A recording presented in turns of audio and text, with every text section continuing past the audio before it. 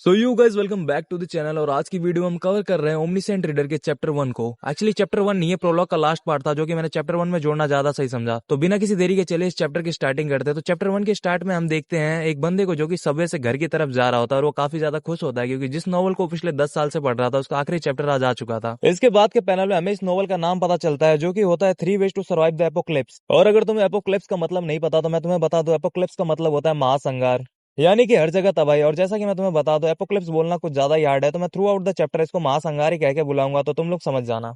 इस नोवेल के एंडिंग में हमें एक लाइन दिखाई जाती है जहां पे लिखा होता है कि ऐसे कुल 3 तरीके हैं जिससे तुम महासंहार को सर्वाइव कर सकते हो। सब कुछ धुंधला हो रहा है, कुछ भी साफ दिखाई नहीं दे रहा, पर एक बात तो तय है, अगर तुम इस नॉवल को पढ़ रहे हो तो तुम बच जाओगे। और इसके बाद हमें दिखाया जाता है हमारे मेन कैरेक्टर को जो कि काफी ज्यादा शौक होता है क्योंकि उसे बिलीव नहीं हो रहा था जिस नॉवल को पिछले 10 साल से पढ़ रहा था आखिरकार आज वो खत्म हो गई थी। और इसके बाद वो अपना इंट्रो देते हुए बताता है कि उसका नाम दोगजा है। दोगजा का मतलब होता है इकलौता बच्चा या फिर कोई रीडर या फिर कोई खास आदमी, बिल्कुल मेरी तरह। और इसी तरह वो लोगों से अपने आप को इंट्रोड्यूस करता है, पर 10 में से 9 बार लोग उसे गलत समझ लेते हैं क्योंकि जब भी वो दूसरों को अपना नाम बताता है उन्हें लगता है कि ये इकलौता बच्चा है, जो कि काफी ज्यादा कंफ्यूजन क्रिएट करता है, जिस कारण दोगजा को हर बार ये प्रूव करना पड़ता है कि इसका मतलब ये नहीं था। इसके बाद दोगजा अपनी बात कंटिन्यू करते हुए कहता है कि उसके पिता ने यह नाम उसे इसलिए दिया था क्योंकि उन्हें लगा था ये आगे चले कुछ जिम्मेदार आदमी बनेगा, पर हुआ सिर्फ उसका उल्टा। दोगजा का मानना है उसका नाम किसी कर्ज से कम नहीं है क्योंकि वो अपनी पूरी जिंदगी सिर्फ अकेला ही रहा है और उसने अपनी पूरी जिंदगी लोगों को अपना नाम क्लैरिफाई करने में बिताई है। डोगजा ने एक थर्ड रेट कॉलेज से ग्रेजुएशन को कंप्लीट किया था और अभी के टाइम पे वो एक कॉन्ट्रैक्टर के तौर पे एक कॉर्पोरेशन कंपनी में काम कर रहा है। और उसकी हैबिट है कि वो सुबह से घर लौटते वक्त एक सीरियलाइज्ड वेब नॉवल को पढ़ता है, लेकिन आज की राइड उसकी हर राइड से काफी ज्यादा अलग थी। वो पूरे कंसंट्रेशन के साथ नॉवल को पढ़ ही रहा होता है, लेकिन तभी उसकी कंपनी के एचआर डिपार्टमेंट की एक लड़की जिसका नाम सांगा होता है उसके पास आती है और कहती है अगर तुम इसी कंसंट्रेशन के साथ मोबाइल चलाते रहोगे तो किसी दिन मोबाइल में ही घुस जाओगे।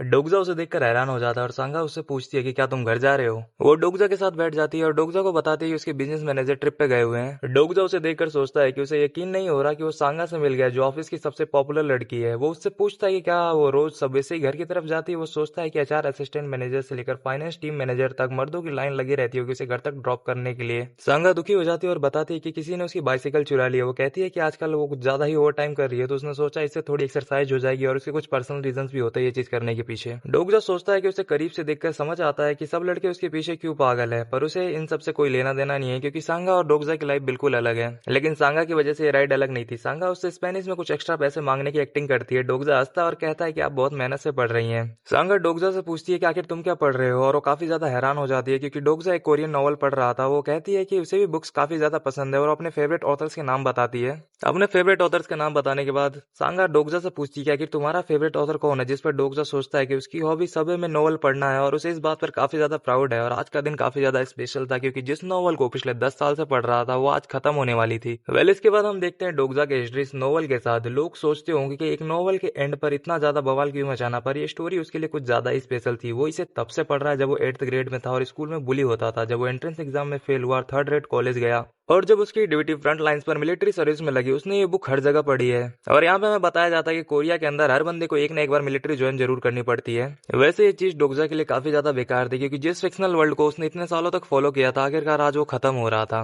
आज इस नॉवल का एप्लॉग अपलोड होने वाला है। डोगजा बताता है कि ये ग्रैंड सीरीज है जिसके अंदर कुल 3149 एपिसोड है और अपनी बात कंटिन्यू करते हुए बताता है कि ये एक 10 साल लंबी जर्नी है जो उसकी लेट टीन्स में शुरू हुई थी और एडल्टहुड में जाकर खत्म हुई है। उसे यकीन नहीं होता कि ये सीरीज इतनी लंबी चल गई जबकि इसके एवरेज व्यू काउंट सिर्फ एक ही था। फर्स्ट चैप्टर के 1200 व्यूज थे पर 50 चैप्टर तक आते आते उसमें सिर्फ 12 व्यूज बचे। और देखा जाए तो अल्टीमेटली ये स्टोरी सिर्फ डोगजा के लिए लिखी गई थी क्योंकि वो इकलौता ऐसा रीडर था जो इस स्टोरी को पूरा पढ़ रहा था। डोगजा ऑथर को कुछ पैसे डोनेट करना चाहता था पर उसका खुद का गुजारा काफी ज्यादा मुश्किल से होता था, इसलिए उसने सिर्फ थैंक यू कमेंट लिखा। सांगा फिर से डोगजा को आवाज देती है और पूछती है स्टोरी के बारे में, पर डोगजा टॉपिक बदल देता है। वो कहता है कि उन्हें कंपनी में 1 साल हो गया और उनके कॉन्ट्रैक्ट जल्दी खत्म होने वाले हैं। और ये बात बोलते वक्त डोगजा थोड़ा सा एम्बरेस्ड फील करता है क्योंकि सांगा को उसकी डिलीजेंस की वजह से परमानेंट एम्प्लॉय बना दिया गया था। वो उसे देर से कांग्रेचुलेट करने के लिए माफी मांगता है और सोचता है कि अगर ये कोई नॉवल होती तो सांगा उसकी हीरोइन होती पक्का। डोगजा ने कभी एफर्ट्स नहीं मारे कंपनी में परमानेंट एम्प्लॉय बनने के लिए, पर सांगा ने काफी ज्यादा मेहनत करी थी ये परमानेंट पोजीशन पाने के लिए। इसके बाद सांगा उसे एक फॉरेन लैंग्वेज ऐप के बारे में बताती है और डोगजा सोचता है कि अगर उसकी लाइफ नॉन फिक्शन ना होकर फैंटेसी होती तो शायद वो प्रोटैगनिस्ट होता, पर उसकी लाइफ नॉन फिक्शन है जहाँ पे वो प्रोटैगनिस्ट नहीं बल्कि एक रीडर है। ये सब बातें चली रही होती तभी डोगजा के पास एक मैसेज आता है नोवेल के ऑथर का, जिसमें नोवेल के ऑथर ने डोगजा को थैंक यू लिखा था और कि तुम्हारी वजह वजह से मैं अपनी स्टोरी फिनिश कर पाया। वैसे मैं तुम लोगों को बता दूं, TWSA का मतलब है 3 ways to survive the apocalypse, जो कि इस नॉवल का नाम होता है। तो मैं थ्रू आउट द सीरीज इसको TWSA कहूं तो तुम्हें कोई दिक्कत नहीं होनी चाहिए, ये चीज तुम समझ जाना। और ऑथर डोगजा से कहता है कि उसकी वजह से उसने अपनी सीरीज पूरी कंप्लीट करी, जिस वजह से वो एक कॉन्टेस्ट भी जीता। और ये सब बात सुनकर डोगजा शॉक हो जाता है। राइटर कहता है कि ये जल्द ही पेड कंटेंट बन जाएगा और वो डोगजा को एक स्पेशल गिफ्ट भेजना चाहता है,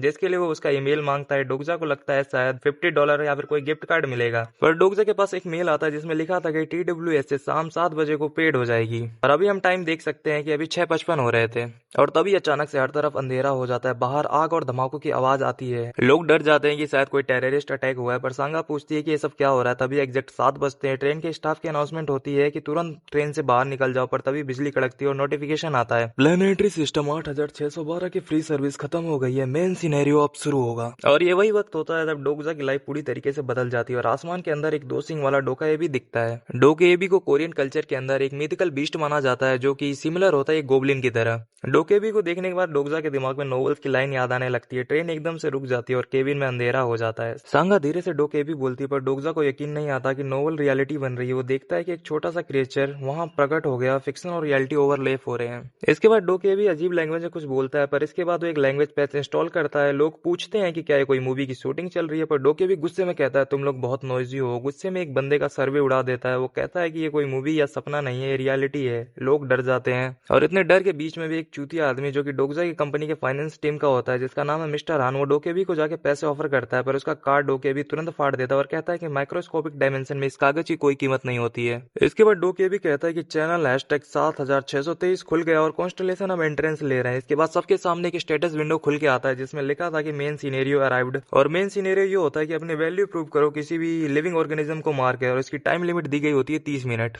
इतना सब बोल के डोकेबी वहां से दांत चियारते हुए गायब हो जाता है। इसके बाद सांगा पुलिस को कॉल करने की कोशिश करती है, पर कॉल नहीं लगता। डोगजा उसे शांत करता है और कहता है कि हम अब गेम का हिस्सा है और हमें रूल्स फॉलो करने पड़ेंगे। तभी वहां पे एक लड़का सबको काम करते हुए कहता है कि वो एक आर्मी का लेफ्टिनेंट है जिसका नाम होंग सोंग ली है। डोगजा उसे देखता है और तुरंत पहचान जाता है कि वो TWSA के एक सपोर्टिंग कैरेक्टर होता है जिसका नाम है स्टील ब्लेड होंग सोंग ली। डोगजा इस बात पर बिलीव नहीं कर पा रहा था क्योंकि वो काफी ज्यादा शौक होता है, क्योंकि मेन सिनेरियो के अंदर इस बंदे की एंट्री काफी ज्यादा लेट हुई थी, पर यहाँ पे काफी ज्यादा जल्दी अपीयर हो गया। तभी न्यूज आती है कि देश में इमरजेंसी लग गया है और कोरिया का प्राइम मिनिस्टर लाइव स्पीच दे रहा होता है, पर अचानक उसका भी सर फट जाता है। डोकेबी वापस आता है और कहता है कि तुम लोग मेरी बात को सीरियस नहीं ले रहे हो, इसलिए वो डिफिकल्टी बढ़ाने के लिए टाइम लिमिट को 10 मिनट कर देता है और पेनल्टी देता है कि अगर 5 मिनट में पहली मौत नहीं हुई तो सब मारे जाएंगे। वो एक वीडियो दिखाता है जहाँ हाई स्कूल की लड़कियां एक दूसरे को मार रही है। केबिन में सब शॉक हो जाते हैं ये सब देखकर, और ये 2 सिंह वाला डोकेबी इन सब के मजे लेते हुए काफी तेज तेज से हंस रहा था। लोग अब काफी ज्यादा डर चुके थे और वो सोच रहे थे कि आखिर ये सब हो क्या रहा है। सांगा और डोगजा भी डरे हुए थे और डोगजा अभी भी किसी के अपीयर होने का वेट कर रहा था जो इन सबको बचा लेगा। वो सोचता है कि जिन इवेंट्स के बारे में उसे पता था और वो इवेंट्स जिनके बारे में उसे पता नहीं था कि वो स्टोरी का पार्ट है कि नहीं, वो सारी चीजें एक साथ ही घटित हो रही है और इसे कुछ समझ में नहीं आ रहा है। वो स्टोरी को दोबारा पढ़ने के लिए सर्च करता है, पर उसे कोई भी रिजल्ट देखने को नहीं मिलता और वो सोचता है कि ये सीरीज इतनी पॉपुलर नहीं है तो शायद ही किसी ने इसे इलीगली शेयर करने का ट्राई किया होगा।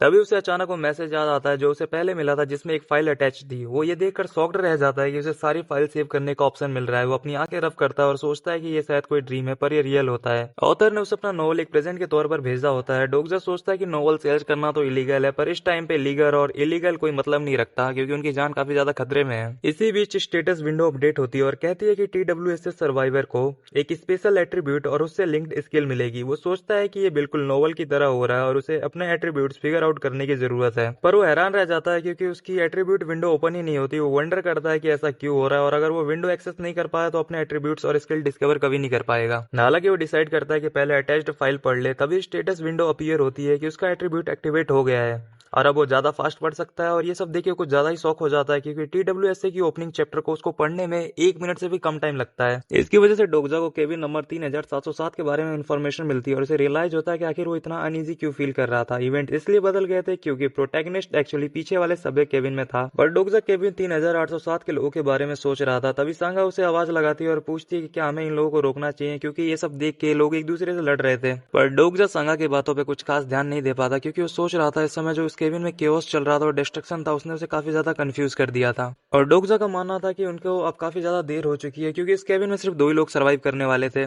थोड़ी देर बाद नामुन किम नाम का एक लड़का एक आदमी को पकड़ता है और उसे मार देता है। और डोगजा जानता है कि आखिर वो 2 लोग कौन है जो इस केओस को सर्वाइव करने वाले हैं। वो सोचता है कि सांगा भी शायद मारी जाएगी। सिर्फ नामुन किम और वो लेफ्टिनेंट जो हमें स्टार्टिंग में दिखाया गया था, यू शियोंग ली, वही इसको सर्वाइव कर पाएंगे और बाकी सारे लोग इस केबिन के मारे जाएंगे और डोगजा भी इनके साथ मारा जाएगा। वैसे नामुन किम प्रोनाउंस करना काफी ज्यादा हार्ड है, तो मैं इस बंदे को किम कह के बुलाऊंगा, तो तुम लोग समझ जाना। किम लोगों को मार ही रहा होता है, तभी वो फाइनेंस मैनेजर उसका हाथ पकड़ता है और पूछता है कि क्या तुम्हारे टीचर्स ने तुम्हें बड़ों की रिस्पेक्ट करना नहीं सिखाया। किम पीछे मुड़ता है और पूछता है कि आखिर तुझे क्या प्रॉब्लम है, क्या तू भी मरना चाहता है। वो मिस्टर आन से पूछता है कि क्या तूने क्लासरूम की विंडो देखी थी, अगर आर्मी उन्हें बचाने नहीं आ रही तो किसी ना किसी को तो मारना होगा ताकि दूसरे जिंदा रह सके। और वो कहता है कि हमें चुनना पड़ेगा कि आखिर हम किसे मारने वाले हैं। वो चिल्लाते हुए बोलता है कि सिचुएशन वही है जहाँ पे मारो या फिर मरो, जब अपनी जान पर बन आती है तो किसी को ब्लेम करना ठीक नहीं होता। और सबसे कहता है कि ध्यान से सोचो, ये वो दुनिया नहीं है जिसे तुम लोग जानते थे, इस दुनिया के रूल्स अलग हैं। डोगजो सोचता है कि किम उन पहले लोगों में से है जिन्होंने TWSA की दुनिया को एक्सेप्ट कर लिया, और वो वही था जिसने मोरालिटी के क्रैक में दीवार खड़ी कर दी जो सोसाइटी को बांधे हुए थी। यो शियोंग ली भी इस सिचुएशन को ऑब्जर्व कर रहा था और सोचता है कि अगले 5 मिनट में अगर कोई नहीं मरा तो वहां सब मारे जाएंगे।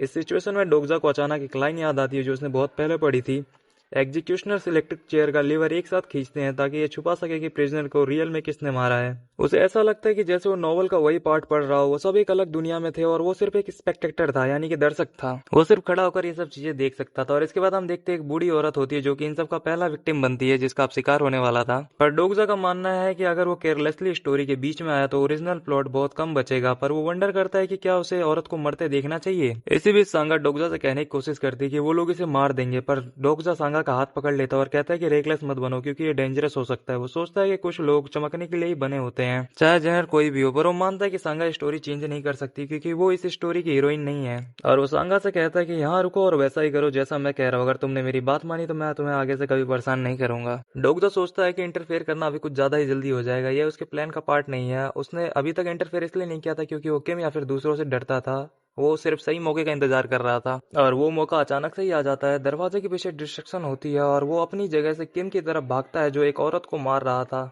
स्क्रीन पर मेन सिनेरियो दिखाया जाता है जहाँ पे लिखा था रिमेनिंग टाइम 7 मिनट 32 सेकंड। अचानक हवा में धुआं भर जाता है और डोगजा भागते हुए किम को जोर से हिट करता है, और जिस पर किम तेजी से चिल्लाते हुए कहता है कि तेरी प्रॉब्लम क्या है। डोगजा को लगता है कि लोगों को लगेगा उसने ओल्ड लेडी को बचाने के लिए किम को पुश किया, पर सिर्फ वही उसका एम नहीं था। वो आसपास कुछ सर्च कर रहा था। उसे एक बच्चा मिलता है जिसके पास एक बॉक्स होता है और बॉक्स के अंदर शायद कुछ कीड़े होते हैं, तो वो बॉक्स उस बच्चे से ले लेता है और दूसरों का ध्यान अपनी तरफ खींचते हुए कहता है कि इस बूढ़ी औरत को मारने से कोई फायदा नहीं होगा। वो लोगों से पूछता है कि किसके बाद तुम लोग क्या करोगे, क्या तुम थोड़ा और टाइम बाय करोगे क्योंकि तुमने टाइम लिमिट में कुछ मार दिया। वो पूछता है कि जो डोकेबी ने कहा क्या वो सच है, क्या इसका मतलब ये है कि हम में से हर एक को किसी न किसी को मारना पड़ेगा और तुम अगला किसे मारोगे। जिस पर किम हंसते हुए कहता है कि ऑब्वियसली हम तुझ जैसे लूजर को पहले मारेंगे। डोगजा जानता था कि किम यही कहेगा। वो रिस्पॉन्ड करते हुए कहता है कि किम तुम्हारी जिंदगी के साथ गैम्बल कर रहा है, जबकि मर्डर किए बिना भी सर्वाइव करने का एक रास्ता है। वो सबसे पूछता है कि क्या तुम सिनेरियो भूल गए, तुम्हें इंसान को मारना जरूरी नहीं है, तुम्हें सिर्फ एक या एक से ज्यादा लिविंग ऑर्गेनिज्म को मारना है। डोगजा बताता है कि उसके पास इंसेक्ट्स का एक बॉक्स है जिसे देखकर सारे लोग उसकी तरफ भागे हुए आते हैं ताकि वो इंसेक्ट्स को मार के अपनी जान को बचा सके।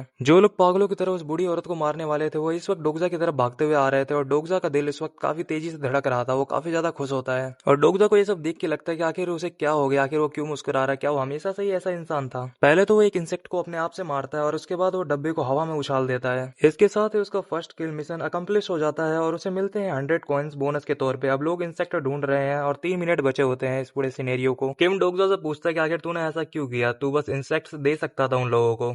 डोगजा रिप्लाई करता है बॉक्स में सिर्फ 3 ही इंसेक्ट्स बचे हुए थे। किम हंसता है और कहता है कि तूने उन्हें इसलिए फेंका क्योंकि हम सब जिंदा नहीं रह सकते। कोई भी होश वाला बंदा ऐसी हरकत किसी फालतू रीजन के लिए तो नहीं करेगा। सच बता तू चाहता क्या है? तो यही चाहता ना कि हम लोग आपस में लड़े अपनी जान बचाने के लिए और तू ये सब देख के मजा ले सके। डोगजा सोचता है कि किम क्रूएल है और ऐसी सिचुएशन एंजॉय करता है। वो अपना कैरेक्टर प्रोफाइल एक्टिवेट करता है और अब उसे किम के एट्रीब्यूट्स पता है। TWSA के ज्यादातर एजी टीन इस नाइटमेयर को हैंडल नहीं कर पाते थे और सुसाइड कर लेते थे, पर किम अलग था। उसे बाद में डिल्यूजनल डीमन का भी निकनेम मिला। वो एपोक्लिप्स का वेट कर रहा था और वो पहला बंदा था जिसने इस सिचुएशन को सबसे पहले अडेप्ट किया। किम आगे चलकर डोगजा के साथ टीम अप का भी ऑफर करता है, बट डोगजा के पास नोटिफिकेशन आता है कि you have obtained none one came interest. Scenario में अभी भी 2 मिनट 59 सेकंड का टाइम बचा हुआ था। दूसरी तरफ केबिन में काफी ज्यादा आग लग चुकी थी, लोग अभी भी इंसेक्ट्स को ढूंढ रहे थे। वेल हमारा डोगजा किम के इस ऑफर को रिजेक्ट कर देता है, ये कहकर कि मैं अकेला काम करता हूँ। वो जानता है कि किम के साथ रहने से सर्वाइवल गारंटेड तो है, पर एक रीडर होने के नाते वो उसके फ्यूचर जानता है, इसलिए वो उसके साथ टीम अप नहीं करेगा। किम आगे बढ़ता है और डोगजा से कहता है कि मेरे रास्ते से हट जा, मुझे उस बुढ़िया को खत्म करना है, क्योंकि वो अपने हाथ लगे कीड़े को छोड़ना नहीं चाहता बिल्कुल भी।